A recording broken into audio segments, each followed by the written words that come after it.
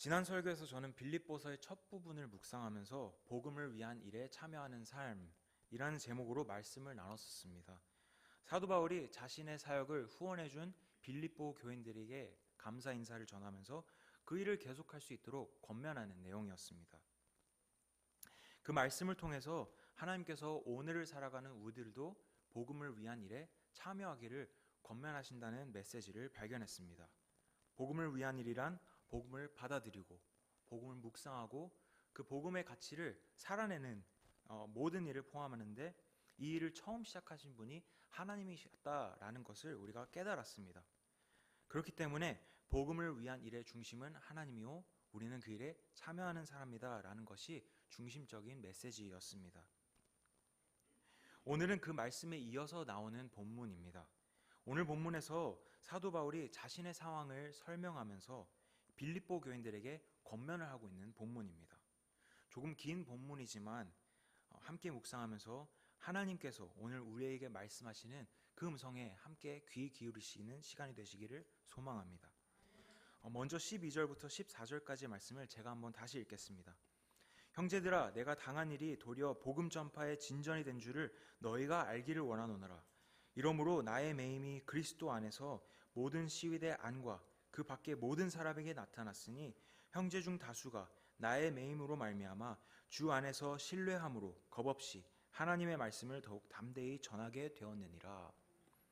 사도 바울은 자신이 지금 감옥에 갇혀 있는 상황을 전하고 있습니다. 그런 상황이지만 그 일이 오히려 복음 전파에 도움이 되었다라는 사실을 전하고 있습니다.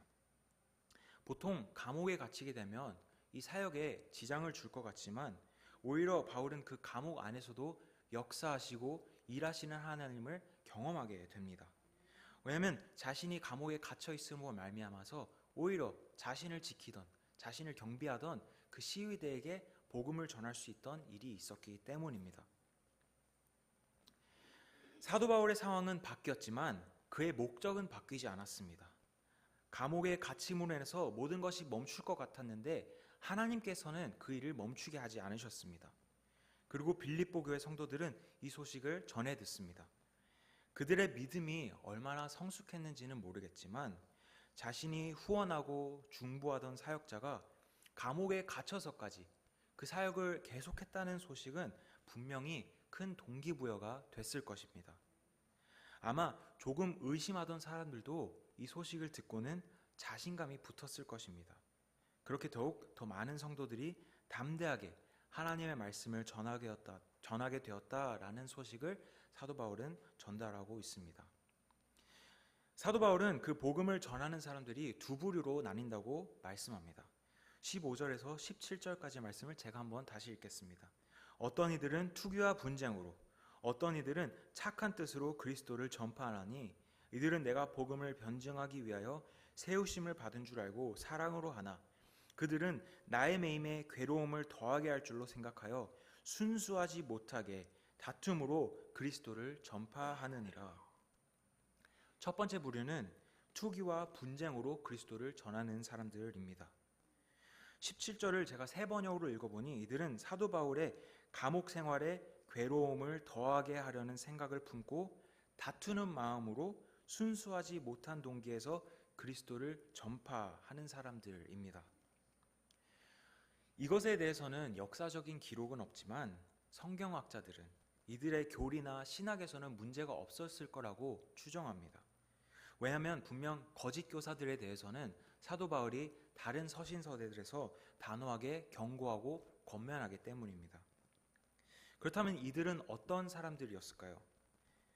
여기서 투기와 분쟁으로 번역된 단어를 조금 현대적으로 질투와 경쟁으로 이해하면 조금 더 쉬워집니다.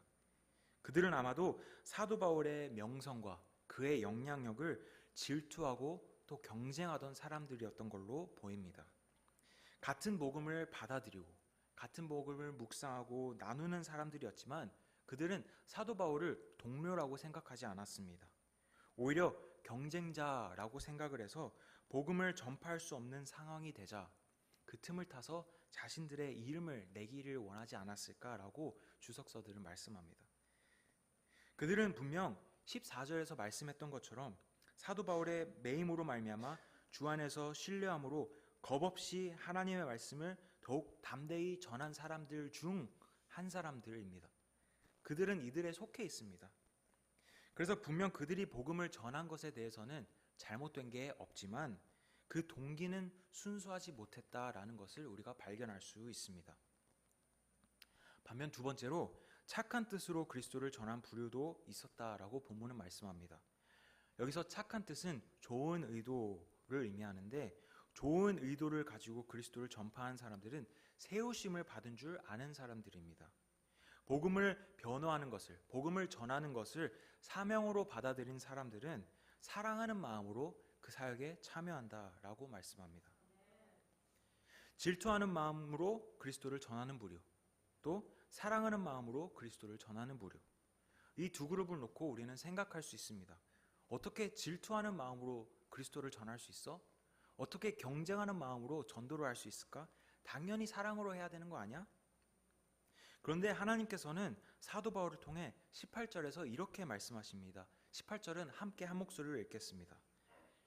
그러면 무엇이냐? 거칠애로 하나 참으로 하나 무슨 방도로 하든지 전파되는 것은 그리스도니 이로써 나는 기뻐하고 또한 기뻐하리라. 아멘. 사도 바울은 사랑으로 전하는 것이 투기와 분쟁으로 전하는 것보다 낫다라고 말씀하지 않습니다. 바울은 사람들의 동기에 초점을 맞추지 않습니다. 그가 중요하게 생각한 것은 단 하나입니다. 복음의 능력. 복음이 전해지고 있다는 것입니다. 전하는 사람의 동기가 완벽하지 않아도, 전하는 사람의 동기에는 조금 흠이 있어도 복음 자체의 능력을 믿었습니다. 그래서 오히려 그리스도께서 전파되고 있다는 사실에 기뻐했습니다. 앞서 지난 설교에서 나눈 이 내용을 다시 한번 인용하려고 합니다. 지난 본문을 통해서 복음을 위한 일은 우리가 복음을 전하는 선교뿐만 아니라 복음을 받아들이고 복음을 날마다 묵상하고 또 복음을 살아내는 것을 의미한다고 했는데, 이것은 모든 것이 하나님께서 시작하신 일이라는 것을 우리가 깨달았었습니다. 그래서 우리가 복음을 위한 일을 할 수는 있지만 결국 그 일의 중심은 하나님이 계시고 우리는 참여하는 존재다라는 결론을 맺었었습니다. 이 말씀을 토대로 우리가 이 18절을 다시 비춰볼 때 그 의미가 더욱 분명해집니다. 누군가가 다른 사람보다 잘 되고 싶은 마음에서 복음을 전하던, 누군가가 다른 사람을 사랑하는 마음에서 복음을 전하던, 결국 그 일을, 그 모든 일을 주관하시는 분은 하나님이십니다. 18절의 말씀처럼 거짓된 마음으로 하던, 진실된 마음으로 하던, 그 동기가 어떠하든 간에 그 내용이 올바르다면, 우리가 이해하고 있는 복음이 올바르다면 결국에는 그리스도가 전해진다라는 말씀입니다. 왜냐하면 하나님께서는 우리의 이해와 생각을 뛰어넘으셔서 하나님의 사역을 해나가시는 분이시기 때문입니다. 더 나아가서 이것은 바울의 개인적인 신앙 고백일 수도 있겠다라는 묵상을 했습니다. 자신을 질투하고 자신을 경쟁 상대라고 생각하고 있는 사람들이 있음에도 불구하고 복음이 전해진다면 다른 사람들이 나를 어떻게 생각해도 괜찮다, 나는 기뻐할 수 있다라고 사도 바울은 고백하고 있습니다. 그는 자신의 선교 사역에서 자신이 주인공이 아니었습니다. 늘 복음이 우선이었고 그리스도가 중심이었습니다. 그래서 다른 사람들의 질투와 시기는 문제가 되지 않았습니다. 오히려 그런 사람들 또한 하나님께서 복음 전파에 사용하실 수도 있겠다라는 사실을 분명히 알고 있었고 기뻐할 수 있었습니다. 이런 그의 마음은 19절과도 연결이 됩니다. 19절부터 21절까지의 말씀을 함께 한 목소리로 읽겠습니다. 이것이 너희의 간구와 그리스도의 성령의 도우심으로 나를 구원에 이르게 할 줄 아는 고로 나의 간절한 기대와 소망을 따라 아무 일에든지 부끄러워하지 아니하고 지금도 전과 같이 온전히 담대하여 살든지 죽든지 내 몸에서 그리스도가 존귀하게 되게 하려 하라니 이는 내게 사는 것이 그리스도니 죽는 것도 유익함이라. 아멘. 18절 마지막 부분이 또한 기뻐하리라 라고 끝나는데 이는 19절에 사실 붙어있는 구절입니다. 사울이 또한 기뻐하는 이유는 빌립보 교인들의 간절한 기도와 예수 그리스도의 성령의 도우심을 통해 자신이 결국 구원에 이를 것, 이라는 확신이 있기 때문입니다. 이때 구원에 이르다라는 것에 성경 번역본마다 차이가 있는 것을 발견했습니다. 예를 들어서 조금 현대적으로 번역한 성경 번역본에서는 이 구절을 내가 풀려날 것을 확신하고 있다로 해석합니다. 다시 말해 바울이 감옥에서 석방될 것이다 라는 확신을 나타냅니다. 반면에 어떤 성경 주석서들은 이 구원이 단순히 석방을 넘어서서 영적인 구원을 나타낸다라고 보는 해석이 일반적이었습니다.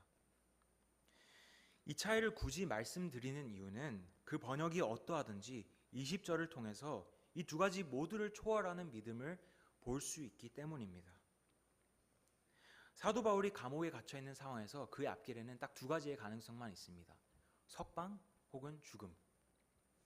저라면 당연히 죽음보다는 석방을 바랄 것 같은데 사도 바울에 있어서는 살아서 감옥에 나오는 것보다 더 중요한 게 있었습니다. 그것은 바로 자신이 어떠한 상황에 있던 부끄럽지 않고 살든지 죽든지 자신을 통해서 그리스도가 높임을 받는 것이었습니다. 자신이 석방이 되던 죽음을 맞이하던 그 일이 그리스도를 존귀하는 일이라면, 하나님께 영광이 되는 일이라면 그것이 자신을 기쁘게 할 것이다 라고 선포하고 있는 것입니다.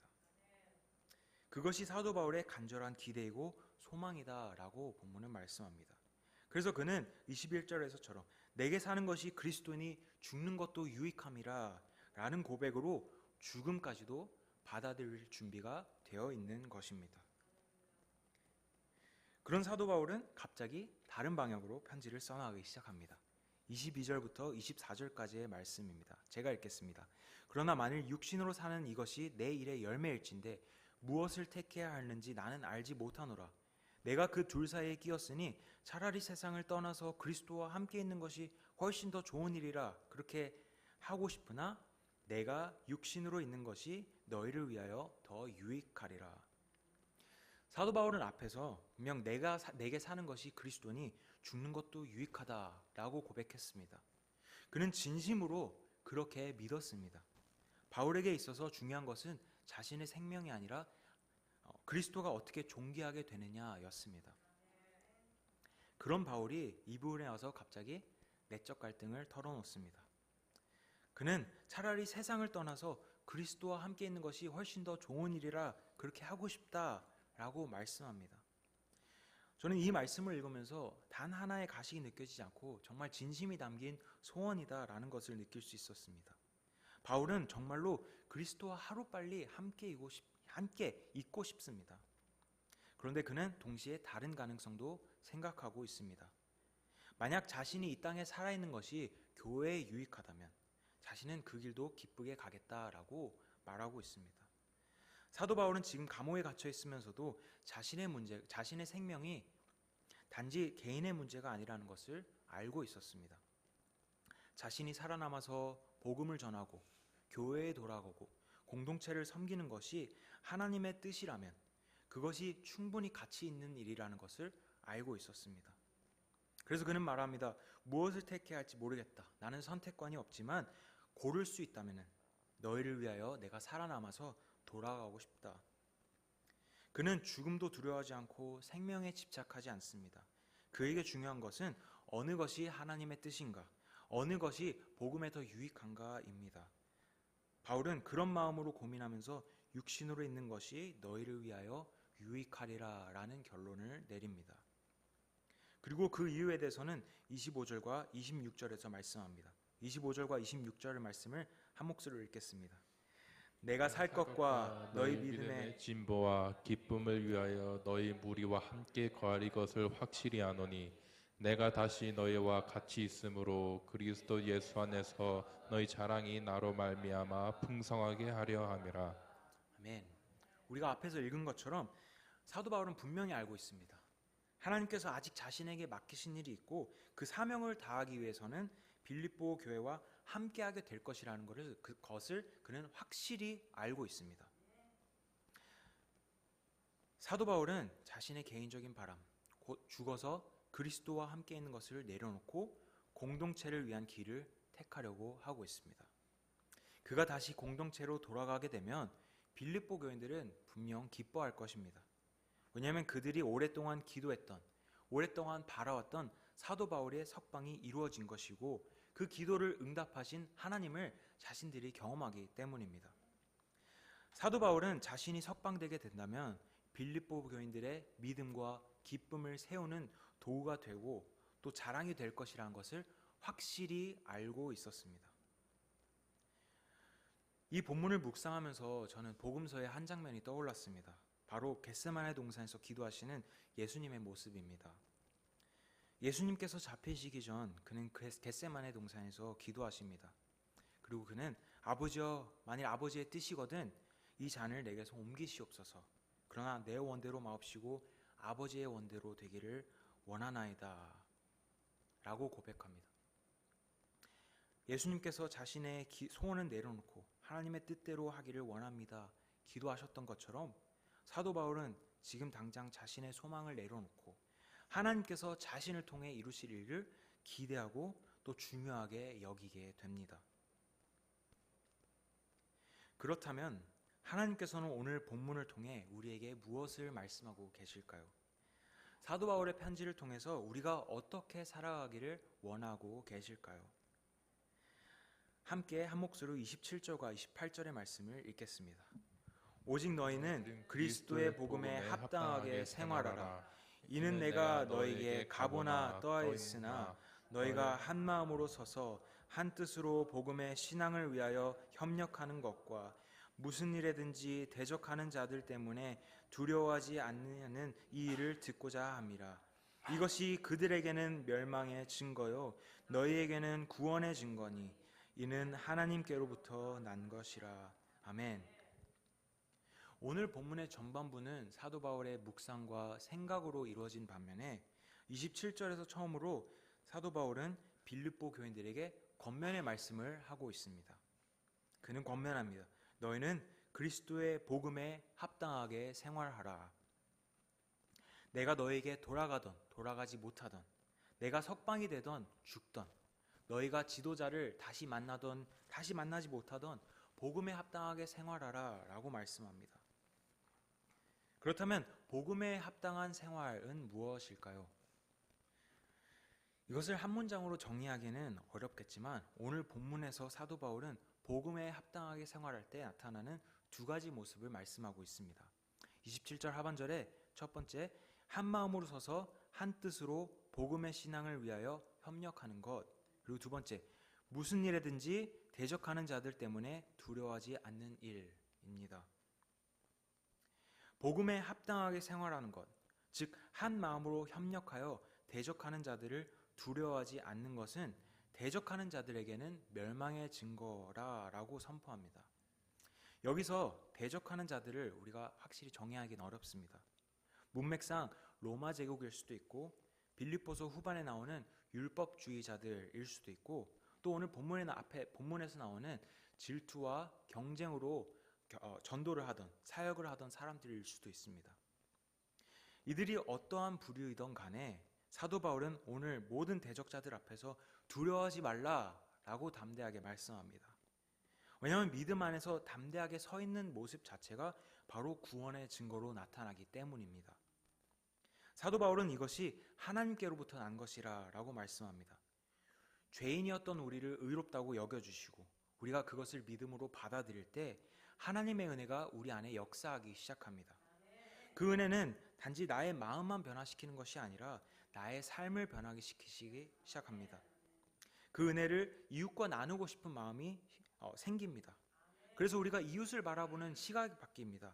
너와 나가 아니라 우리로 이어지고 다른 사람들의 마음이 서로 마음이 다른 사람들이 한 마음으로 연결되게 됩니다. 그리고 복음의 신앙을 위해 협력으로 이어집니다. 그렇게 되었을 때 대적하는 자들을 두려워하지 않는 마음은 자동적으로 생겨나게 됩니다. 지난주 토요일 마하나임 청년부가 주관한 정교인 리트릿에 다녀왔는데 저 개인적으로는 참 재미있고 은혜로운 시간이었습니다. 무엇보다 이 시간을 통해서 저는 공동체의 중요성을 다시 느끼고 또 교제하는 즐거움도 발견했습니다. 이 시간에서 특별히 저한테 의미가 되었던 시간은 레크레이션 시간이었습니다. 레크레이션 활동을 위해서 팀을 나누게 되었는데 저희 팀에 배정된 사람들을 보니 사실 이길 자신이 없었습니다. 다른 팀에 비해서 사람들도 적고 다른 팀에는 군인들도 있는데 저희 팀엔 군인이 없고 또 그러지 않은 남자들의 덩치도 많이 컸습니다. 그런데 팀으로 배정되어서 우리 팀이라는 생각을 하니 조금씩 생각이 달라지기 시작했습니다. 저는 원래 혼자 있기를 좋아하고 좀 내향적인 편인데 이기고자 하는 한 마음으로 서서 우리 팀과 한 뜻으로 협력하다 보니 조금씩 자신감이 생겼습니다. 시간이 점점 지나면서 목이 쉴 정도로 응원을 하게 되고 온몸이 아플 정도로 열심히 참여하게 되었습니다. 그래서 한 마음으로 서서 협력하니 다른 팀에 대한 두려움이 사라졌습니다. 하나님께서 사도 바울을 통해 이것을 권면하고 있습니다. 빌립보 지역의 교인들에게 어떠한 상황에서든지 한 마음으로 연합하여 복음이라는 동일한 목표를 향해 나아가면서 대적하는 자들을 두려워하지 않는 것. 이것이 바로 오늘 우리에게도 말씀하고 있는 복음에 합당한 생활입니다. 그렇다면 우리가 어떻게 해야지 다른 사람들과 다른 이들과 연합할 수 있을까요? 이 또한 한 문장으로 정의하기는 어렵지만 저는 오늘 본문에서 나온 사도 바울의 신앙의 모습을 통해서 두 가지를 나누고자 합니다. 먼저 중요한 것은 내가 먼저 복음을 바르게 아는 것입니다. 내가 먼저 예수님을 잘 아는 것입니다. 사도 바울이 그랬습니다. 사도 바울의 신앙은 오늘 살아가는 우리에게도 도전을 줍니다. 그 신앙은 당시에 복음 전도로 나타나서 다른 이들에게도 예수님을 전했습니다. 내가 복음을 바르게 잘 믿는다면 그것은 반드시 내 삶에서 나타나게 됩니다. 그래서 14절의 말씀처럼 다른 사람들에게 감동을 주고 다른 사람들에게 담대하게 해주는 영향을 끼칩니다. 나의 내면의 동기가 사랑이던 경쟁이던 간에 다른 사람들의 동기가 좋던 나쁘던 간에 나 중심의 삶이 아니라 복음 중심의 삶을 살게 됩니다.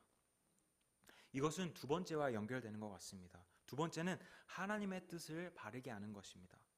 사도 바울은 질투와 경쟁으로 자신을 괴롭게 하려는 그 사람들의 반응에 신경 쓰지 않았습니다.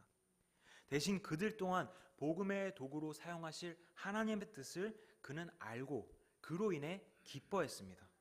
더 나아가서 그 뜻 앞에 자신의 뜻을 내려놓게 됩니다. 자신은 비록 하루빨리 세상을 떠나서 그리스도를 다시 만나는 것이 소원이었지만 그는 하나님의 사명을 확실하게 알고 있었고 그 부르심에 순종하기로 합니다. 결국 우리가 한 마음으로 서서 한 뜻으로 협력하기 위해서는 내가 먼저 말씀을 바르게 알고 나의 신앙이 건강해야 된다라는 사실을 우리들이 발견할 수 있습니다. 그런 의미에서 이것은 예수님께서 선포하신 대계명, 하나님을 사랑하고 이웃을 사랑하라는 말씀과 연결이 되는 것 같습니다. 우리가 복음을 바르게 안다면 그것은 하나님을 사랑하는 마음으로 나타나게 되고 이웃 사랑의 모습으로 나타나게 됩니다. 이렇게 마무리가 되면 아름다울 것 같은데 사도 바울은 29절과 30절에서 마지막으로 말씀합니다. 이 구절은 제가 읽어드리겠습니다. 29절과 30절입니다. 그리스도를 위하여 너에게 은혜를 주신 것은 다만 그를 믿을 뿐 아니라 또한 그를 위하여 고난도 받게 하려 하심이라. 너희에게도 그와 같은 싸움이 있으니 너희가 내 안에서 본 바요 이제도 내 안에서 듣는 바니라. 복음에 합당한 생활은 단지 은혜를 누리는 일이 아닙니다. 때로는 사도 바울이 당한 것처럼 고난을 동반한다, 반드시 동반한다 라고 말씀합니다. 물론 성경이 쓰여졌던 시기처럼 감옥에 갇히거나 핍박을 받는 일은 아니지만 우리들 삶에서도 분명히 고난은 존재합니다. 성경의 가르침대로 정직하게 살아가려다가 오히려 손해를 볼 수도 있고 세상적인 가치를 따라가지 않는다고 해서 어리석다고 손가락질 받을 수도 있고 나의 신앙 때문에 누군가가 비웃을 수도 있습니다. 하지만 바울은 이 모든 고난을 은혜라고 말합니다. 왜 그럴까요? 물론 이 고난 자체가 귀해서가 아닙니다. 그리스도께서 우리를 먼저 사랑하시고 우리를 위해 고난받으셨기 때문입니다. 그래서 우리가 그리스도를 따른다고 할 때는 그분이 걸었던 모든 길을 따르는 것을 의미합니다. 그리스도께서 걸으신 길에는 영광도 있었지만 십자가도 있었다는 사실을 우리가 기억해야 합니다. 따라서 우리가 그리스도의 고난에 참여하게 될 때 단지 우리가 고통을 겪는 것이 아니라 참여함으로 인해서 우리의 신앙이 자라나고 또 그리스도와 연합하게 되는 귀한 경험을 하게 됩니다. 사도 바울은 감옥에 갇혀 있으면서도 이 사실을 알고 있었습니다.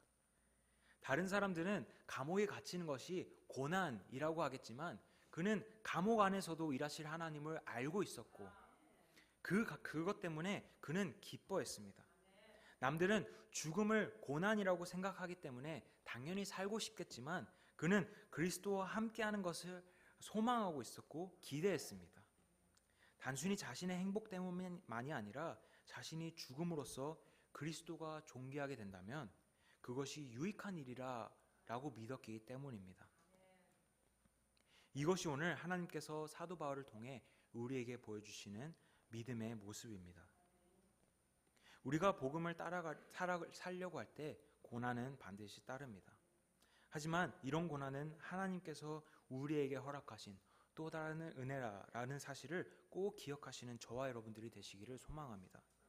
무엇보다 복음에 합당한 삶으로 우리가 한 마음으로 서서 복음의 신앙을 위해 협력할 때 우리는 어떤 고난 앞에서도 담대히 이길 수 있으리라고 믿습니다.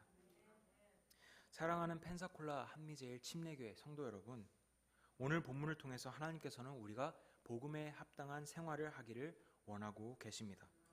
그것은 결국 한 마음으로 서서 한 뜻으로 복음의 신앙을 위하여 협력하는 것입니다. 그리고 진정한 연합은 나 자신을 돌아보고 나의 신앙을 점검하는 데에서 시작되는 것을 우리가 발견했습니다. 사도 바울이 앞서 보여준 신앙의 모습들처럼 내가 복음을 바로 알고 있는가?